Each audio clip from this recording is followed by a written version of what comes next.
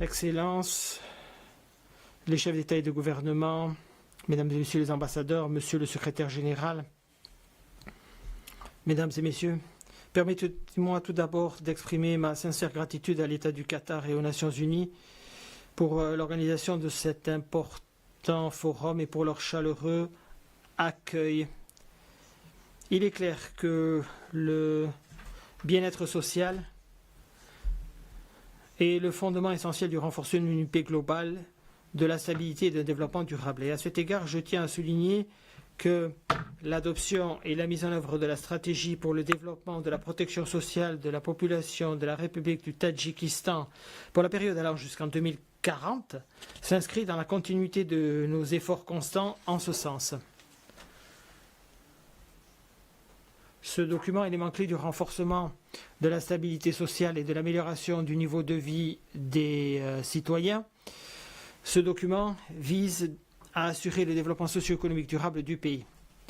Par ailleurs, je tiens à souligner que le gouvernement du Tadjikistan adoptera le programme de développement à moyen terme pour la période 2026-2030 d'ici la fin de l'année. Ce document décrit la phase finale de la stratégie nationale de développement pour la période allant jusqu'en 2030. Dans la mise en œuvre de ces stratégies et programmes, le Tadjikistan accorde une importance toute particulière au renforcement du capital humain par le développement de l'éducation et de la santé. La collaboration du gouvernement avec la société civile joue un rôle essentiel dans le progrès socio-économique du pays. Au cours des 2 dernières décennies, plus de 4 millions d'emplois ont ainsi été créés ou rétablis dans divers secteurs de l'économie.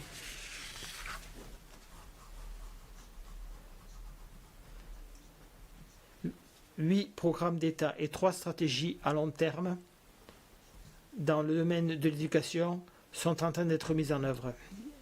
Il s'agit d'éléments clés du développement social. Il est évident que le développement social est indissociable des progrès réalisés dans le domaine de la santé. Le gouvernement de la République du Tadjikistan prend à intervalles réguliers des mesures constantes pour assurer le bon fonctionnement des institutions médicales et pour améliorer le niveau et la qualité des services de santé offerts à la population.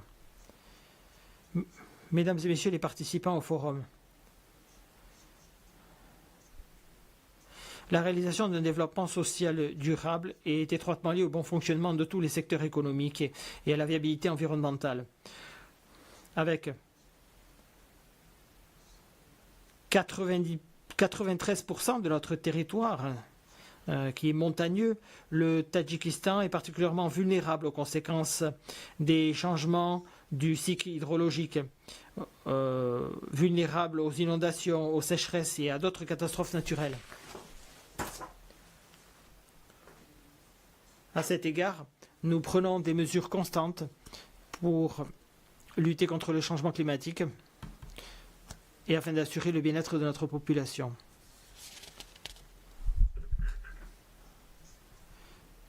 Il convient de noter que les pays en développement, en particulier les États montagneux et enclavés, sont confrontés à des défis importants pour mettre en œuvre les objectifs de développement durable et garantir la stabilité sociale.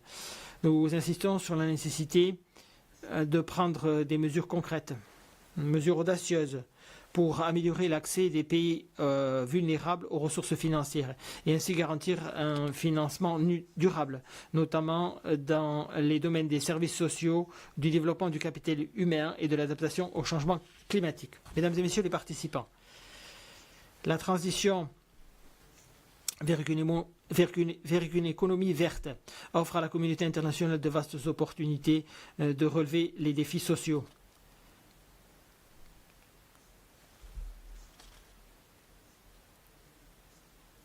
le Tadjikistan, fort de son immense potentiel hydroélectrique, accorde une importance capitale à l'indépendance énergétique et au développement des énergies vertes.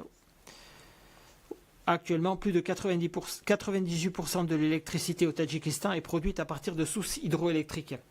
Et notre pays se classe au 6e rang mondial en matière de production d'énergie verte. En outre, je tiens à noter que le Tadjikistan poursuit activement sa transformation numérique et la mise en œuvre de l'intelligence artificielle dans divers secteurs. Un usage rationnel et ciblé de ces technologies peut contribuer de manière significative à la réalisation des objectifs de développement durable. Récemment, à l'initiative du Tadjikistan, l'Assemblée générale des Nations unies a adopté une résolution spéciale intitulée « Le rôle de l'intelligence artificielle dans la création de nouvelles opportunités de développement durable en Asie centrale ». Je suis convaincu que cette résolution constituera un outil efficace pour exploiter le potentiel de l'intelligence artificielle dans notre région afin d'accélérer la réalisation des objectifs de développement durable. Mesdames et messieurs les participants au forum, un développement social inclusif exige des efforts conjoints au niveau locaux, nationaux et mondiaux. Nous devons unir nos forces pour garantir des conditions équitables de progrès social pour tous les segments de la société et tous les peuples du monde. Lors du sommet d'aujourd'hui, nous devons réaffirmer à l'unanimité notre engagement commun d'accélérer la mise en œuvre des objectifs de développement durable et notre volonté d'accorder une importance particulière au développement social qui en est un domaine clé. Je vous remercie pour votre attention.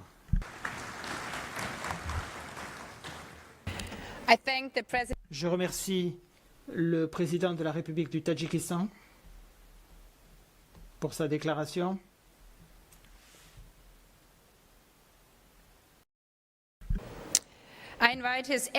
Et j'invite son Excellence Tamas Suliok, président de la Hongrie, à prendre la parole.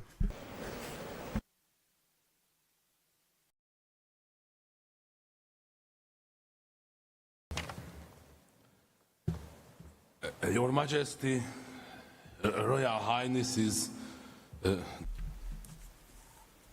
Altesse royale, Mesdames et Messieurs les chefs d'État et de gouvernement, Mesdames et Messieurs les ambassadeurs, Mesdames et Messieurs,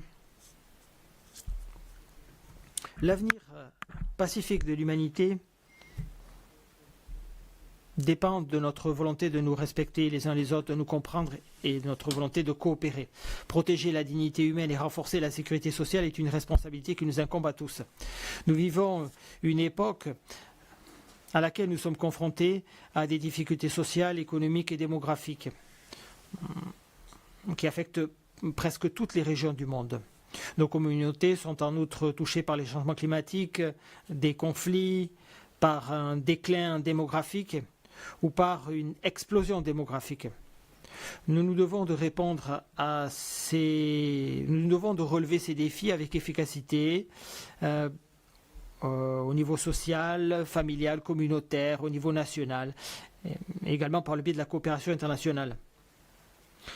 La condition sine qua non du développement social, c'est la paix. On ne peut pas parler de bien-être social dans un monde déchiré par des conflits, où l'absence de paix affecte ou touche le plus durement ceux qui sont les plus vulnérables. C'est la raison pour laquelle il nous incombe en tant qu'êtres humains d'œuvrer à la paix et de la préserver. La paix et l'état de droit sont intimement liés. Lorsque nous respectons la loi, si nous respectons la loi, la coopération s'imposera au conflit. Le droit joue un rôle extrêmement important en matière de justice sociale. L'égalité vis-à-vis du droit permet à toutes les personnes de profiter du développement social. La Hongrie est convaincue que L'avenir de nos sociétés ne peut être garanti que si l'avenir de nos familles est garanti. Protéger les familles est crucial non seulement d'un point de vue moral, mais cela répond également à des intérêts économiques et sociaux fondamentaux. La famille est la pierre angulaire de la solidarité humaine. C'est la première communauté où nous apprenons ce que cela veut dire que d'assumer des responsabilités par rapport ou vis-à-vis d'autres personnes. Davantage de mesures doivent donc être prises pour permettre aux familles de vivre dans la sécurité, la stabilité et dans un contexte propice à leur développement. Il est également fondamental de renforcer la solidarité entre les générations. Les jeunes ont besoin d'avoir une vision d'avenir. Les personnes âgées ont besoin de davantage de sécurité. C'est fondamental si nous voulons maintenir un équilibre social qui est parfois délicat à obtenir. Le niveau de développement d'une société est mesuré à l'aune de la manière dont nous traitons ceux qui sont le plus en difficulté. C'est ce qui met en fait en épreuve notre respect de la dignité humaine. La cohésion sociale, la lutte contre la pauvreté, la protection de famille et le soutien aux personnes handicapées sont des éléments qui sont tous basés sur un dénominateur commun, à savoir le respect de la dignité humaine. Par conséquent, le développement social ne peut pas être mesuré uniquement à l'aune de statistiques. La Hongrie est convaincue que mesurer véritablement le développement social, c'est prendre en considération les chances que nous offrons à nos populations de vivre une vie qui a un sens, une vie décente, une vie basée sur 3 piliers. La paix, l'état de droit et la coopération. Si nous voulons renforcer ces piliers dans nos familles, dans nos communautés et au sein de nos pays, nous devons construire un monde où la solidarité est une valeur universelle. C'est notre mission à tous et je pense que c'est un objectif louable qui est à la hauteur de l'esprit des Nations Unies. Je vous remercie pour votre attention. Je remercie le président de la Hongrie pour sa déclaration. Et j'invite maintenant son Excellence Paul Kagame, président de la République du Rwanda, à prendre la parole.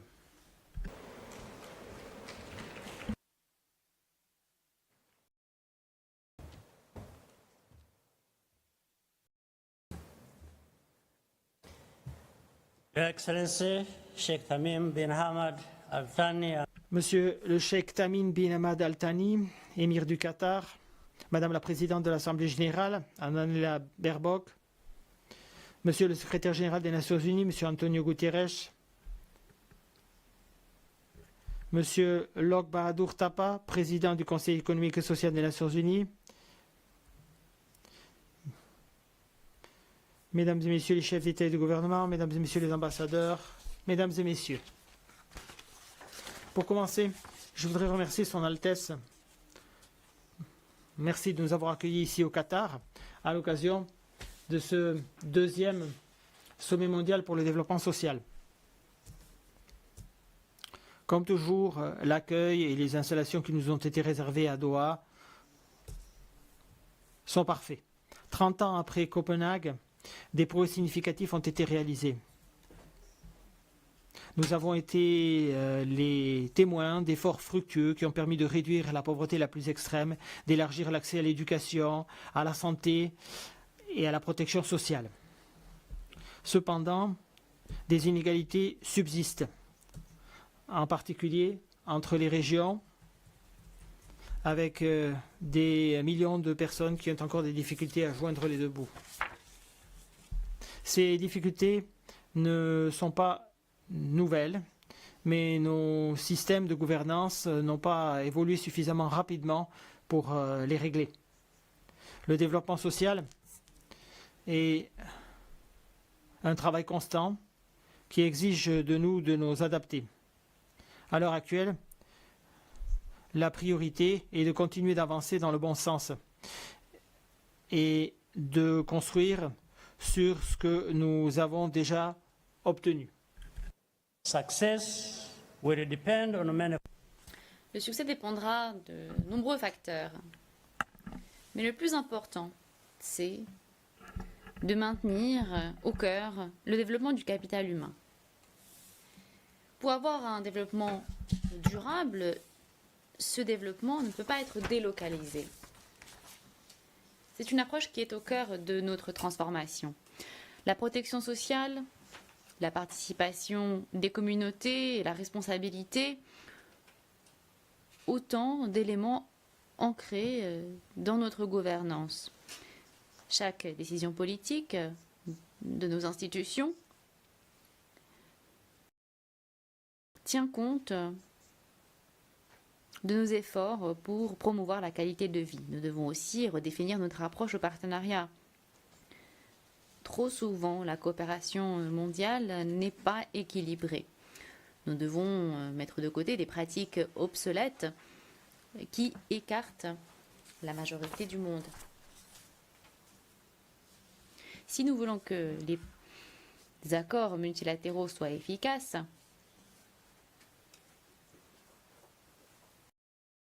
ils doivent être conçus de manière à fournir des résultats mesurables et si le développement social est une cause sérieuse, alors nos solutions doivent tenir compte des besoins de tous les pays et pas simplement d'une poignée d'entre eux. Le Rwanda se tient prêt à travailler avec ses partenaires pour bâtir un avenir plus inclusif et plus résilient aux côtés de nos partenaires. Je vous remercie pour votre aimable attention.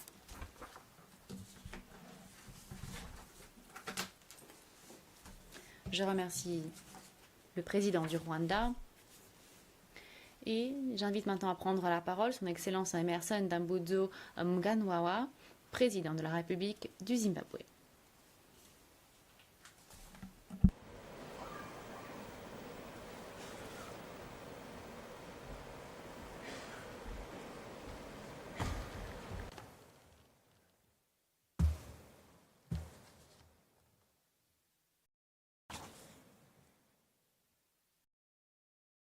Your Highness, Sheikh Tamim.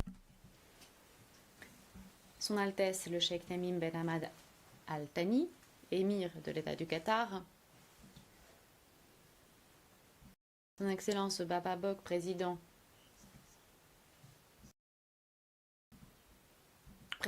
de l'Assemblée générale, Monsieur le secrétaire général des Nations Unies, Mesdames et Messieurs.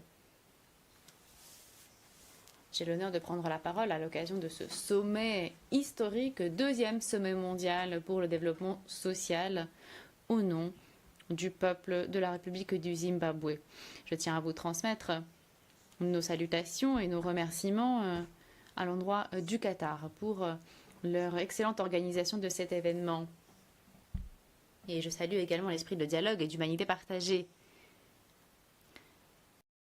Nous célébrons ici le renouvellement de nos engagements. 30 ans après Copenhague, nous réitérons notre engagement collectif aux 3 piliers du développement social, de l'éradication de la pauvreté et de l'emploi productif et décent et en faveur de l'inclusion sociale.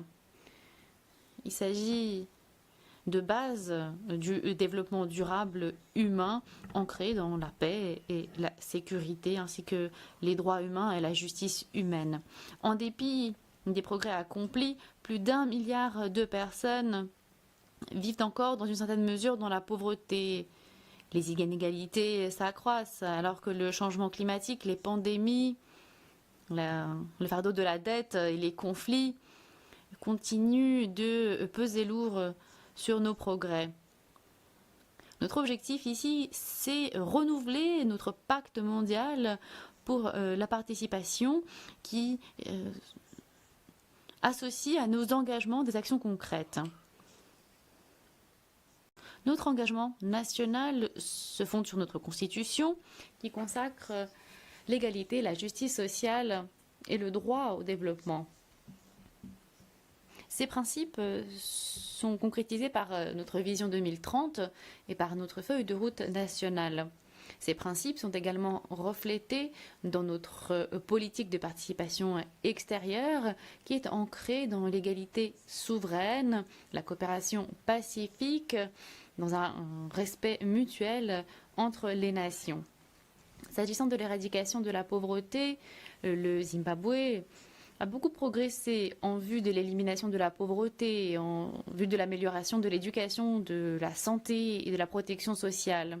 Les niveaux de pauvreté ont diminué de 78% en 1995 à 38% en 2017.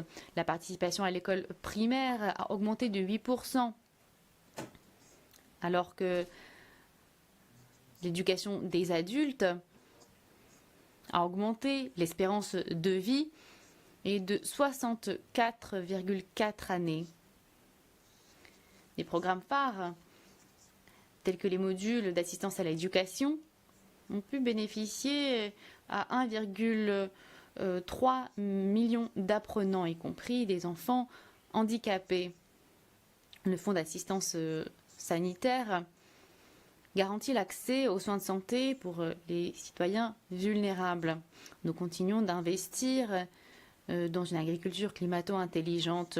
Nous numérisons les registres sociaux et nos systèmes alimentaires pour améliorer la sécurité alimentaire des foyers et la résilience alimentaire. Cependant, ce progrès est ralenti par des mesures coercitives et par des sanctions unilatérales qui sont imposées contre nous. Les chocs climatiques nous empêchent d'accéder au financement climatique. Tout ceci exige de réformer l'architecture financière internationale pour que le financement soit à la hauteur des besoins de financement mondial. S'agissant du travail décent et du travail productif, la création d'emplois et le travail décent sont au cœur de notre stratégie de développement. Le cadre politique d'emploi national et le programme Pays pour l'emploi promeuvent l'investissement dans les compétences et dans l'infrastructure. L'enquête de 2024 montre que le chômage est de 20,5%, soit 20 points de pourcentage de moins. Nos efforts continuent et nous renforçons nos systèmes de contrôle et nous promouvons également le dialogue social dans le cadre du forum de négociation tripartite. Le Zimbabwe participe également à l'accélérateur mondial de l'OIT sur le travail et la protection sociale pour une transition juste, pour la promotion d'emplois verts, l'emploi des jeunes et l'autonomisation des femmes. En matière d'inclusion sociale et d'égalité, il s'agit d'obligations constitutionnelles et morales. La politique de protection sociale, la politique sur le handicap, la politique sur le genre et le cadre de parité souhaitent parvenir à l'autonomisation de toutes les communautés pour n'oublier personne. Dans le cadre de notre modèle éducatif, nous promouvons l'innovation et l'entrepreneuriat. La Banque pour les femmes et les jeunes offre des prêts concessionnels. Les femmes occupent des fonctions supérieures au sein de notre société, ce qui témoigne de notre engagement en faveur de la parité femmes-hommes. Notre philosophie du développement, qui se fonde sur la modernisation de notre pays, fait de cette priorité une responsabilité commune. Nous avons une vision partagée dans le cadre de cette responsabilité collective. La coopération mondiale et la réforme sont aussi des éléments importants. Le développement social prospère dans un système réformé. C'est pourquoi nous appelons à une réforme des systèmes commerciaux pour promouvoir la justice et l'inclusion. Pour nous acquitter de nos engagements en matière de développement social et pour tenir compte des besoins spécifiques de l'Afrique et pour le retrait complet des mesures unilatérales coercitives qui sont une violation du droit international et qui limitent notre développement. Cela s'inscrit dans notre engagement en faveur du programme à l'horizon de 2030. En guise de conclusion, je tiens à redire que la famille est au cœur de la cohésion sociale et au cœur de nos valeurs partagées. Les femmes, les jeunes et les familles doivent porter la croissance inclusive et être un moteur de la solidarité intergénérationnelle. Cette déclaration de Doha doit redonner espoir à ceux qui attendent encore la justice et la dignité. Le développement ne doit plus être un privilège, mais un droit universel. Le Zimbabwe est l'ami de tous et l'ennemi de personne. Nous sommes prêts à travailler avec tous pour bâtir un monde juste, inclusif, durable, où personne n'est oublié nulle part. À cette fin, le Zimbabwe a soumis sa candidature pour le Conseil de sécurité en tant que membre non permanent pour la période 2027-2028 et nous comptons sur votre soutien. Je vous remercie pour votre attention. I thank the President. Je remercie le président de la République du Zimbabwe. Je donne maintenant la parole à son Excellence Vagan Kachaturian, président de la République de l'Arménie.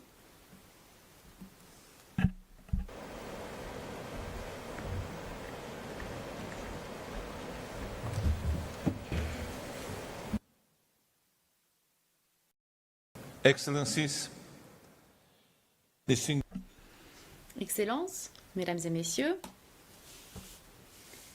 c'est un honneur pour moi de prendre la parole devant cette auguste assemblée alors que nous réitérons nos engagements partagés en faveur des principes de la déclaration de Copenhague. 30 ans après son adoption, le message de cette déclaration reste tout aussi puissant. L'être humain doit être au cœur du développement. Pour l'Arménie, c'est une conviction qui a guidé notre transformation nationale, et ce depuis notre indépendance. Notre vision, notre progrès se fondent sur la dignité humaine, sur les droits humains, l'égalité, la justice sociale. Nous croyons qu'une société inclusive et juste est une société qui autonomise sa population. Une société où tout à chacun a la possibilité d'apprendre, de travailler, de vivre en paix et contribuer au bien commun. Ces dernières décennies, nous avons amélioré notre système social, réformé ce système pour créer un État robuste. Nous avons une stratégie de développement, un plan stratégique pour le travail 2025-2031, une stratégie de protection sociale, autant de stratégies qui nous permettent de promouvoir l'emploi décent, de renforcer les systèmes de protection sociale pour que cette protection soit accessible à tous, y compris aux personnes les plus vulnérables, pour ne laisser personne sur le bord du chemin. Nos efforts en cours mettent l'accent sur la création d'emplois de haute qualité, sur l'autonomisation économique des femmes et l'inclusion des jeunes, ainsi que de différents groupes. Nous investissons dans le capital humain pour garantir une croissance inclusive et durable. La mise en place d'un soutien d'urgence a permis de mettre sur pied une nouvelle approche pour aider les plus vulnérables qui peuvent passer de la dépendance à l'autosuffisance sociale, y compris en matière de génération de revenus. Avoir accès ainsi à l'éducation de qualité, qui est une condition indispensable pour le développement du capital humain et une priorité de notre gouvernement. Des habitants éduqués, talentueux, ont toujours été l'avantage compétitif de notre pays et de notre économie. C'est pourquoi nous avons renforcé nos efforts en matière de soutien à l'éducation. Nous souhaitons reconstruire notre système éducatif d'ici 2036 pour garantir le succès de notre programme d'alimentation scolaire dans toutes les régions de notre pays. Et nous avons un partenariat avec le Programme alimentaire mondial. Nous reconnaissons que la paix et la sécurité sont des conditions indispensables du développement social. Un environnement pacifique, des relations de bon voisinage permettent la libre circulation d'idées, de marchandises et de personnes, ouvrant de nouvelles voies pour la prospérité partagée. Une croisée de paix, voilà comment on pourrait qualifier notre pays. Nous faisons le lien entre les sociétés, nous créons de nouveaux contacts. Notre transformation démocratique, notre engagement en faveur de la bonne gouvernance et de l'état de droit continue d'orienter nos politiques. Nous voulons que nos institutions soient plus transparentes, que notre prise de décision soit plus spécifique et que notre gouvernance plus responsable. Nous voulons faire en sorte que le progrès économique se traduise directement en justice sociale pour tous. Les défis mondiaux auxquels nous sommes confrontés aujourd'hui, les inégalités entre les sociétés, au sein des sociétés, la pauvreté, les pandémies, le changement climatique, nous rappellent que le progrès ne peut se faire en isolation. Nous avons besoin d'efforts collectifs, de solidarité et de confiance entre les nations. L'Arménie accorde beaucoup d'importance à ces partenariats et aux valeurs d'éducation dans notre pays ou encore de protection sociale. Le développement social est une priorité stratégique pour un avenir pacifique. La réussite de notre société ne sera pas mesurée uniquement à l'aune de la croissance économique, mais également selon comment nous défendrons la dignité et les droits de chacun. Je vous remercie. I thank the President of the Republic. Je remercie le président de l'Arménie. Je donne maintenant la parole à Sa Majesté le roi Letsi III, roi du royaume du Lesotho.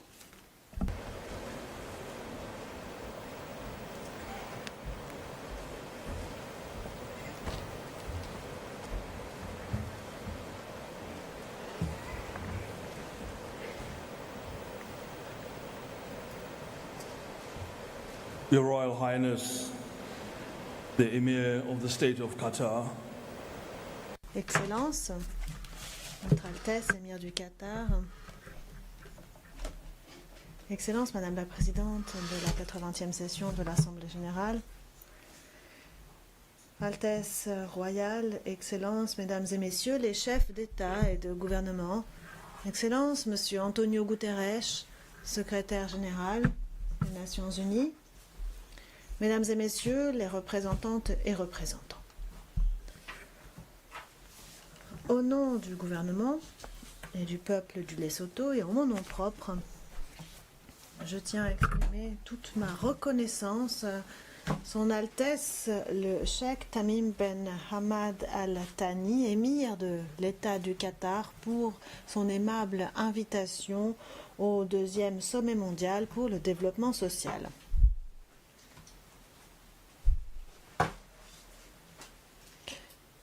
Nous remercions l'Assemblée générale pour l'organisation de cette importante réunion qui nous donne l'occasion de faire le bilan des progrès accomplis, de nous donner les moyens de remédier aux problèmes persistants et de tenir les promesses qui ont été contractées en 1995 à Copenhague en matière de développement social.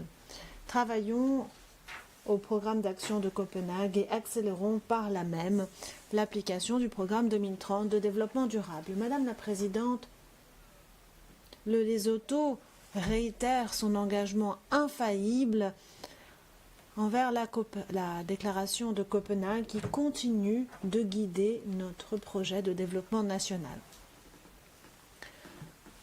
À travers notre plan stratégique national de développement, nous faisons des progrès en matière de développement social, de réduction de la pauvreté, de croissance inclusive,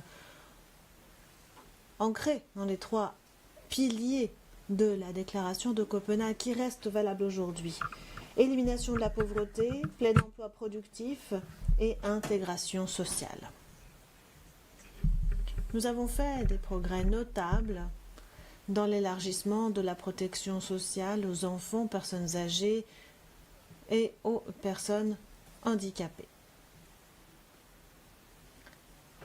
L'éducation primaire gratuite reste universelle et nous continuons de soutenir les foyers vulnérables à travers des initiatives de parentalité positive et de soutien social. Nous avons également introduit un système de pension non contributif universel et nous développons des systèmes de prise en charge sur le long terme pour les personnes âgées. Notre engagement en faveur de l'inclusion des personnes handicapées est encore renforcé par notre allocation handicap et notre plan national de prise en compte du handicap. Madame la Présidente, le Lesotho souscrit à la position de l'Union africaine sur le travail décent. Il est fondamental pour la justice sociale et pour le développement durable. Comme cela apparaît dans l'agenda 2063 de l'Union africaine, la transformation économique doit progresser de pair avec la dignité humaine. L'Afrique reste le continent le plus jeune du monde. Près de 70% de la population africaine a moins de 30 ans. Cependant, le chômage des jeunes reste à un niveau très élevé, ce qui est inacceptable. Partant, le gouvernement de Lesotho a déclaré l'état d'urgence en matière de chômage des jeunes à l'été dernier afin d'accélérer les interventions et de créer des possibilités tangibles. 40% des marchés publics sont réservés aux entreprises dirigées par des jeunes. Nous avons créé un fonds de garantie des investissements en partenariat avec le secteur privé afin d'élargir l'accès au financement pour la jeunesse et nous avons levé les frais d'immatriculation pour les PME afin d'encourager l'innovation et l'entrepreneuriat. Le but de ces mesures est de faire du Lesotho une économie menée par la croissance du secteur privé, les exportations et un emploi productif plutôt que la simple consommation et les dépenses publiques. Madame la Présidente, le Lesotho progresse dans l'élaboration d'une loi complète sur la sécurité sociale visant à créer un système global et intégré qui couvre à la fois les travailleurs du secteur formel et du secteur informel. Nous reconnaissons que les migrations mondiales peuvent être un moteur de développement. En partenariat avec l'Organisation internationale du travail et des partenaires internationaux, nous travaillons à assurer des migrations sûres, régulières et profitables, protéger les travailleurs et travailleuses migrantes, protéger leurs droits et protéger la mobilité des avantages sociaux d'un endroit à l'autre. Nous nous félicitons de l'issue de la conclusion de la conférence des Nations Unies sur les pays en développement sans littoral et la conférence sur le financement du développement. Deux conférences qui ont eu lieu cette année et qui ont réaffirmé notre engagement mondial à combler la brèche du financement du développement, en particulier pour les pays dans des situations particulières. Nous encourageons à une application opportune de ces conclusions afin d'accélérer les progrès sur la voie du programme 2030. Madame la Présidente, nous reconnaissons que les inégalités entre les hommes et les femmes et les violences sexistes restent des obstacles notables au développement durable. Le Lesotho ne faiblit pas dans sa lutte contre la violence sexiste, la protection des droits des femmes et l'intégration de l'égalité dans tous les domaines de la vie. Nous encourageons tous les gouvernements à adopter des lois protectrices et à mettre en commun les bonnes pratiques qui accélèrent les progrès. Alors que nous sommes réunis ici, à Doha, le Lesotho appelle la communauté internationale à réitérer son engagement collectif à faire progresser le travail décent, éradiquer la pauvreté et élargir les socles de protection sociale à toutes et à tous. Rappelons-le, lorsque le travail est décent, le développement est durable et l'humanité progresse. En outre, le Lesotho souligne l'importance d'intégrer la sécurité alimentaire et nutritionnelle dans nos politiques sociales. Cet aspect est un droit humain fondamental, mais c'est également un pilier essentiel de la justice sociale et du développement durable.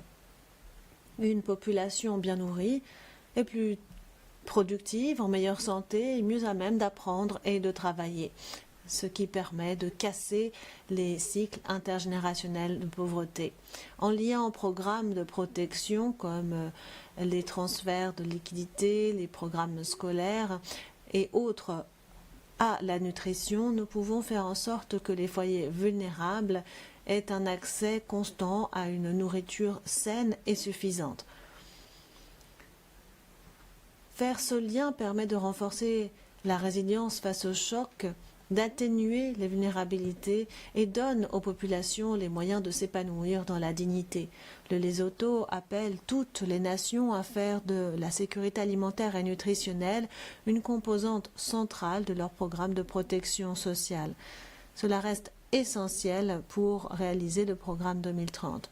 Excellences, Mesdames et Messieurs, j'espère que nous quitterons Doha animés d'une volonté renouvelée de travailler à faire en sorte que chacun vive dans la dignité, que personne ne soit laissé pour compte et le développement social ne soit pas un simple objectif mais un engagement mondial partagé. Lorsque le travail est décent, le développement est durable et l'humanité progresse. Je vous remercie.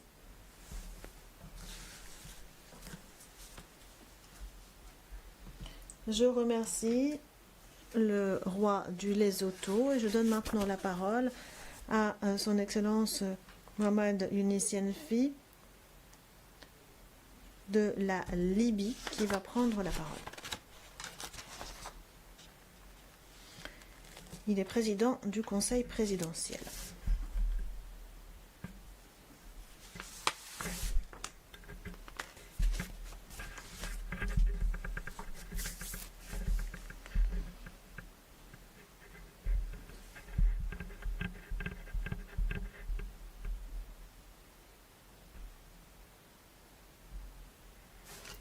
معالي السيدة أنيلينا بيربوك رئيسة الجمعية، السيد أنطونيو غوتيريش الأمين العام للأمم المتحدة. Votre Altesse, Monsieur le Secrétaire général, Madame la Présidente, Mesdames et Messieurs, que la bénédiction de Dieu soit sur vous. Permettez-moi, avant toute chose, de remercier l'État frère du Qatar et ses dirigeants pour l'accueil de ce sommet mondial.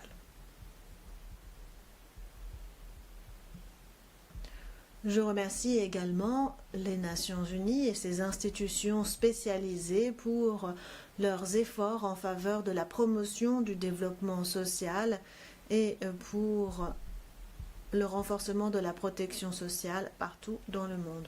Mesdames et messieurs,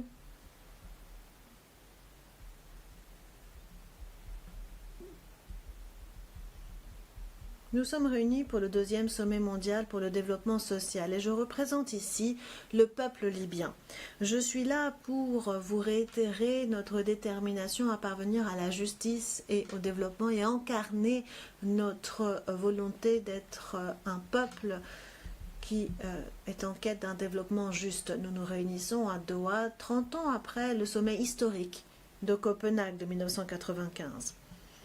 Nous sommes là pour réaffirmer notre attachement à cette déclaration et affirmer notre volonté de lutter contre ce qui fait obstacle à un développement inclusif. Le monde dans lequel nous vivons est de plus en plus complexe. Il est caractérisé par des changements démographiques et technologiques rapides et des inégalités de plus en plus profondes. Il est donc plus urgent que jamais de réitérer notre engagement en faveur du progrès social. Mesdames et messieurs, la Libye tire une grande fierté de son histoire humaine et sociale. Depuis les années 60, nous avons créé un système de protection sociale et d'éducation gratuit, une vraie référence dans la région. Ce système se fonde sur une culture d'égalité des chances et de justice pour toutes et tous. Les Libyennes et les Libyens sont fiers de leur patrimoine culturel ancien qui met en avant les valeurs de solidarité et de dignité. Ce système de valeurs nous a permis de résister aux crises et de surmonter les désaccords de façon pacifique et responsable. Ces valeurs que nous chérissons sont un capital vivant qui guide nos efforts pour bâtir un avenir plus humain et davantage en paix. Nous sommes déterminés à parcourir le chemin du progrès et du développement. En octobre 2023, le Conseil de planification nationale a élaboré le prochain plan stratégique qui doit guider notre développement national.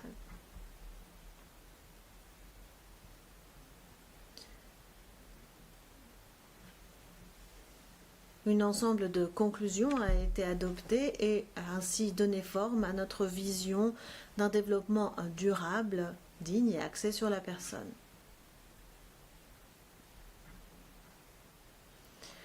Notre projet se concentre sur le développement social que nous considérons comme un pilier de stabilité et de prospérité.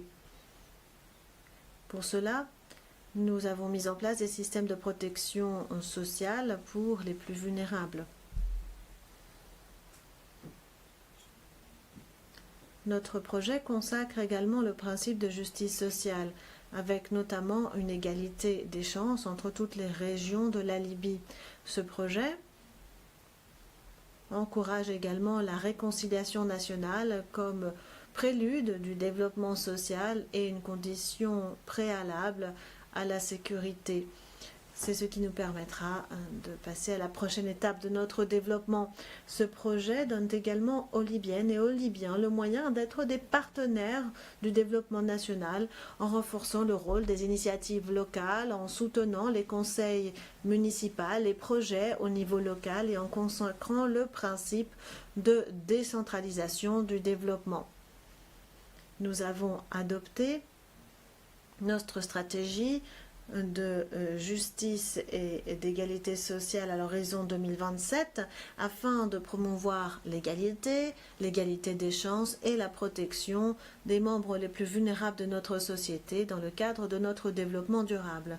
Nous avons également adopté le cadre de coopération des Nations Unies 2023-2025 afin de coordonner les efforts nationaux et internationaux dans les domaines relatifs à la paix, au développement, aux services de base et la protection sociale. Voilà qui reflète notre conviction que le développement social est un pilier de la paix et de la stabilité. Mesdames et messieurs, la Libye prend des mesures fermes pour rétablir et unifier ses institutions. Nous savons qu'un développement inclusif n'est possible que si l'État travaille de concert avec la société civile et avec le secteur privé. Nous devons promouvoir ainsi la bonne gouvernance et la bonne gestion des ressources nationales. Nos progrès passés attestent de notre volonté nationale inébranlable et notre détermination à bâtir une société juste et prospère, axée sur l'humain, avec en son cœur le développement social pour ériger la Libye moderne auquel aspirent les générations futures. Pour conclure, le développement social est la pierre angulaire de la paix et de la stabilité. La dignité humaine est le principe qui éclaire nos politiques. Nous pensons que les pays ne reposent pas sur des slogans, mais sur une volonté véritable et une action collective. Ici, à Doha, nous réitérons notre engagement à être un partenaire actif de cette œuvre collective en faveur du développement et de la paix durable. Que la paix de Dieu soit sur vous.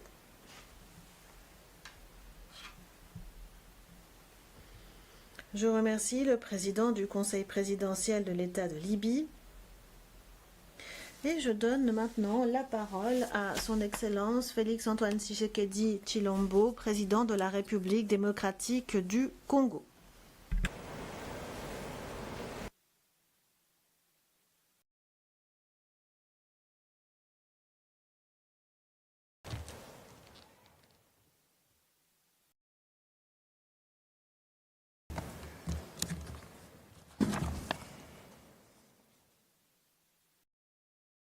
Votre Altesse,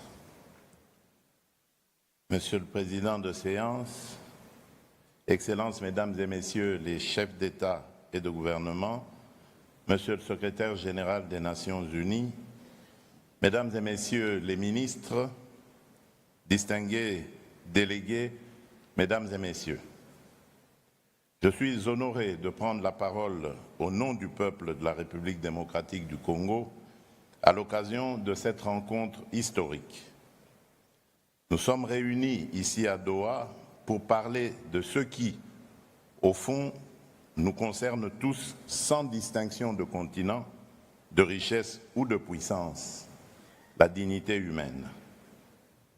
30 ans se sont écoulés depuis le sommet mondial pour le développement social tenu à Copenhague en 1995. À l'époque, les dirigeants du monde se sont engagés autour de 3 principes qui demeurent aujourd'hui encore indiscutables. Éradiquer la pauvreté, promouvoir le plein emploi et renforcer l'inclusion sociale. Ils avaient affirmé avec force que le progrès économique et technologique n'a de sens que s'il améliore la vie des gens et élève la condition humaine. 30 ans plus tard, nous avons le devoir moral d'admettre une vérité difficile. Le monde n'a pas tenu toutes ses promesses. Car si l'humanité n'a jamais été aussi interconnectée, les fractures qui traversent notre société n'ont jamais été aussi profondes. Nous voyons aujourd'hui coexister, parfois dans le même pays, parfois dans la même ville, une minorité qui a accès à tout et des millions d'êtres humains qui n'ont accès à presque rien, ni à l'éducation, ni aux soins, ni à la protection sociale, ni même à la sécurité la plus élémentaire. Ce paradoxe prive le développement de sa vocation première, être un facteur de cohésion, un vecteur de justice sociale, un instrument de paix sociale. Pour la République démocratique du Congo, cette question n'est pas théorique. Depuis 3 décennies, mon pays fait face à des cycles répétés d'agressions armées, à des déplacements massifs de population, à des millions de morts et à des millions de déplacés internes. Pourtant, malgré la souffrance et malgré les pertes, notre peuple a choisi la résilience. Nous revenons aujourd'hui à la table du dialogue mondial pour contribuer, aux côtés des autres nations, à la réinvention d'une nouvelle alliance internationale fondée sur l'équité, la solidarité et la responsabilité partagée. Mesdames et messieurs, dans ce contexte de tensions géopolitiques, de crise sociale, d'instabilité économique, de bouleversement climatique et de transition technologique rapide, nous n'avons plus le luxe d'un développement abstrait. Le développement social doit redevenir le cœur battant du développement tout court. C'est le choix que la République démocratique du Congo a fait.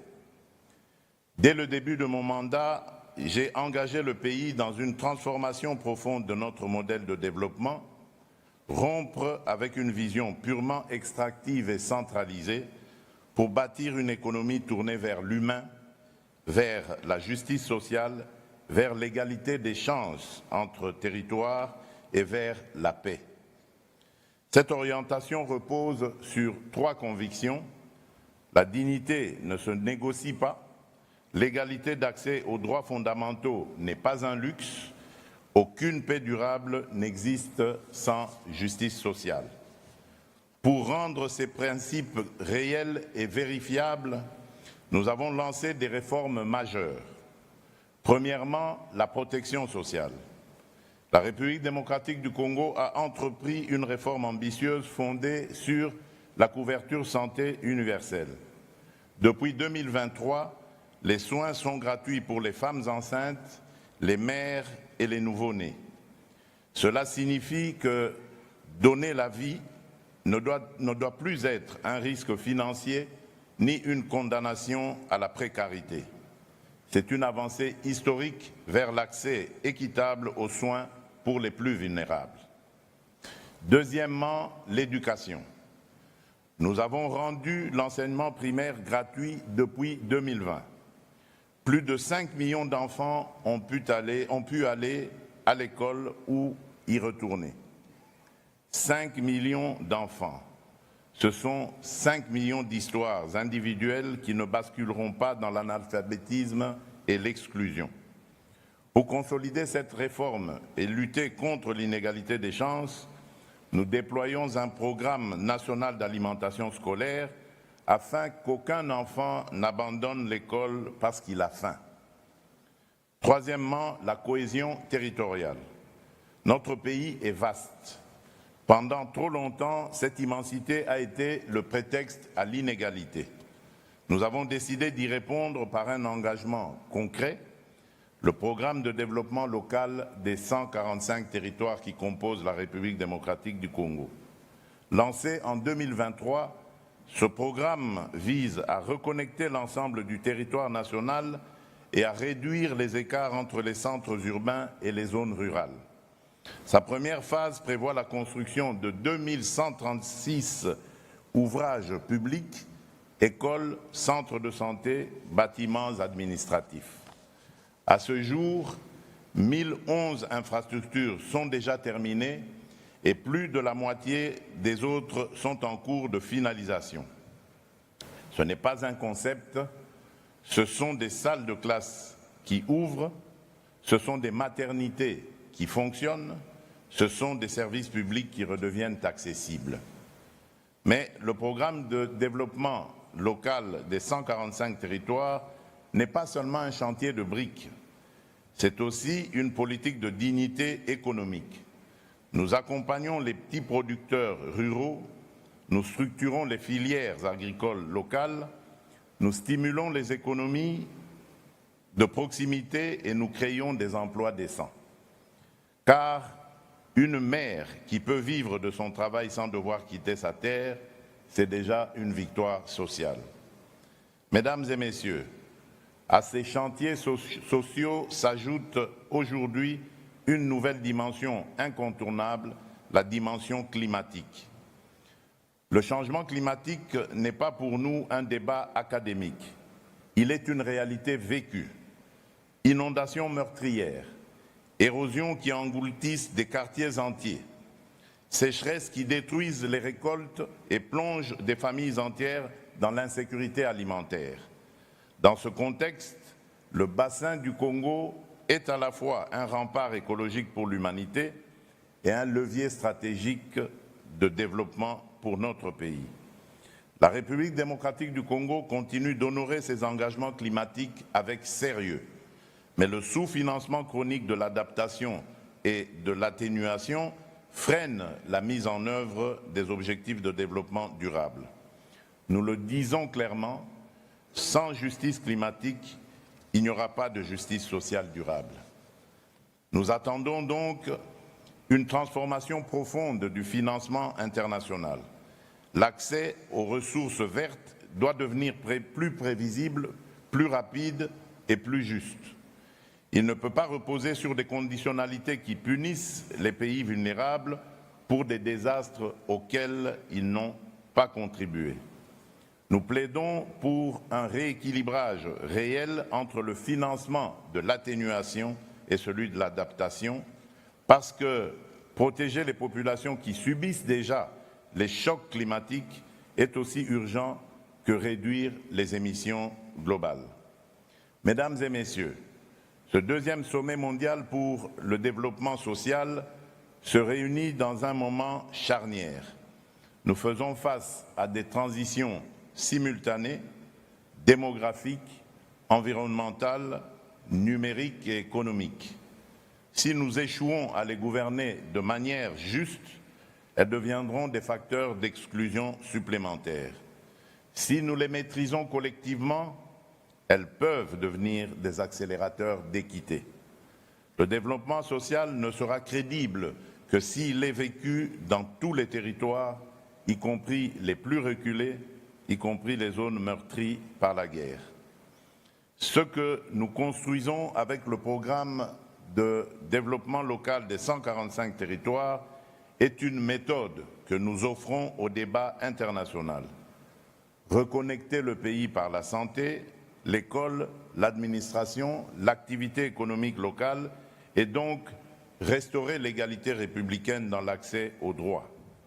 Ainsi, nous avons besoin d'une solidarité qui ne soit plus verticale, donateur d'un côté, assisté de l'autre, mais d'une solidarité fondée sur la reconnaissance mutuelle des responsabilités et du droit à la dignité souveraine de l'État, de chaque État.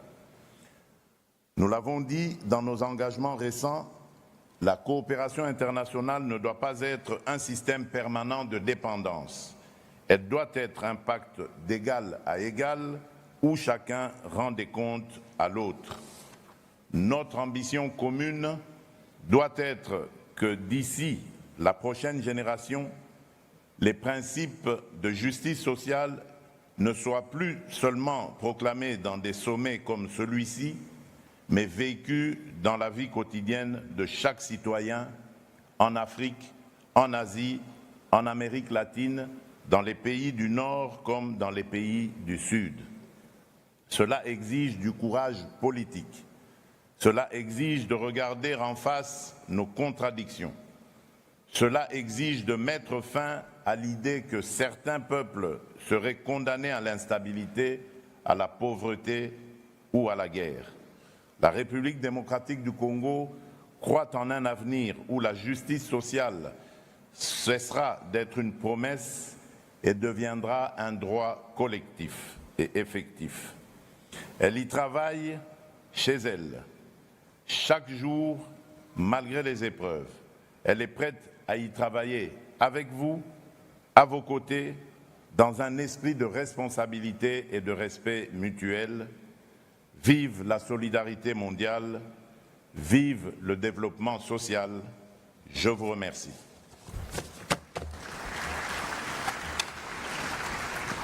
Merci. I thank the President Je remercie le président de la République démocratique du Congo pour sa déclaration et j'invite maintenant Son Excellence Solange Wix, président de la République des Palau. Monsieur, vous avez la parole.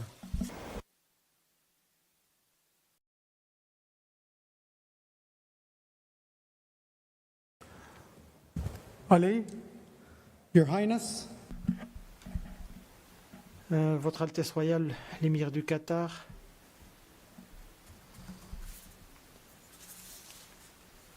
Monsieur le Cheikh Tamim bin Hamad Al Thani, Monsieur le Secrétaire Général, Monsieur le Président, Mesdames et Messieurs les chefs d'État et de gouvernement, Mesdames et Messieurs les ambassadeurs, Mesdames et Messieurs, c'est un honneur que de me joindre à vous aujourd'hui à Doha, à l'occasion de ce deuxième sommet mondial pour le développement social, 30 ans après Copenhague.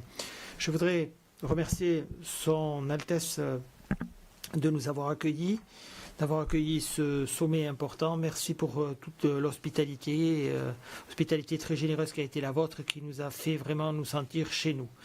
Des progrès significatifs ont été réalisés, cependant il reste beaucoup à faire. Nous sommes réunis alors que notre humanité est partagée, notre humanité à tous est mise à l'épreuve. Elle est mise à l'épreuve par l'inégalité, par les changements climatiques, par l'instabilité de l'économie mondiale et également par les besoins changeants de nos jeunes, des personnes âgées et des personnes souffrant d'un handicap.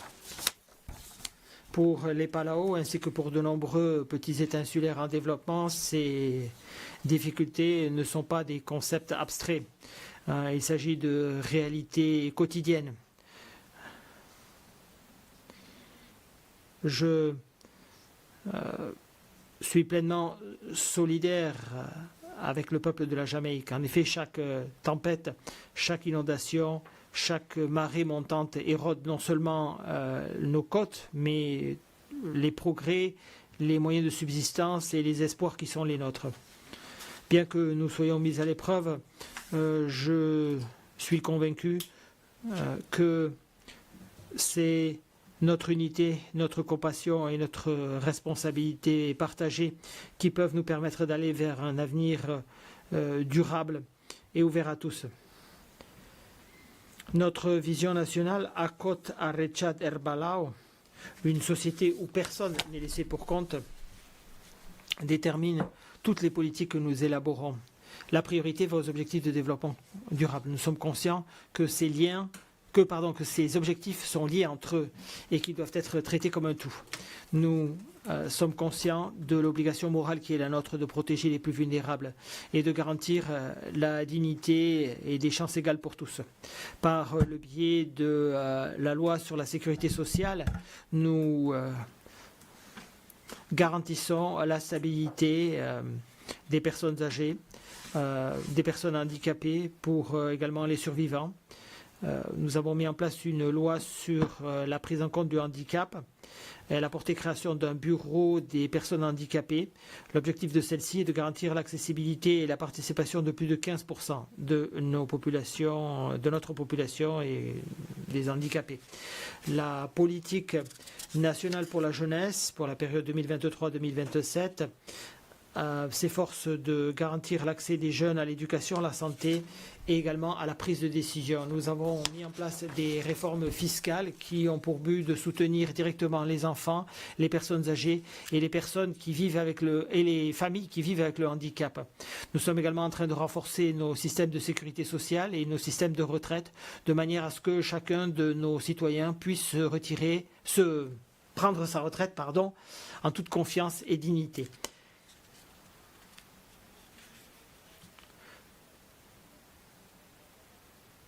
L'éducation est la base du progrès social. Mon père disait « Tu pourras peut-être tout perdre dans une guerre ou à cause d'une tempête, mais tu ne perdras jamais ce que tu as appris. » Et cette vérité définit notre avenir. Nous avons travaillé d'arrache-pied pour faire augmenter les salaires des enseignants, pour reconstruire, pour remettre nos écoles à niveau et pour améliorer les matériels didactiques qui nous permettent de former nos jeunes. Mais notre plus grand succès a été, je crois, que nous avons été à même de garantir que chaque enfant puisse avoir puissent bénéficier à l'école d'un petit déjeuner gratuit. En effet, aucun enfant ne devrait aller à l'école le ventre vide, ou se trouver à l'école le ventre vide. Ceci a révolutionné l'école. Il a permis de lutter contre le décrochage scolaire, contre l'échec scolaire. Parce que nous savons que lorsque les enfants sont bien nourris, ils peuvent se développer, apprendre et rêver. L'éducation n'est pas seulement un droit, c'est notre meilleure défense face à la pauvreté. Et c'est notre meilleure chance pour davantage de prospérité. Cependant, l'éducation doit également permettre de renforcer la résilience. Les changements climatiques peuvent débalayer des décennies de progrès du jour au lendemain. C'est la raison pour laquelle notre approche en matière de développement social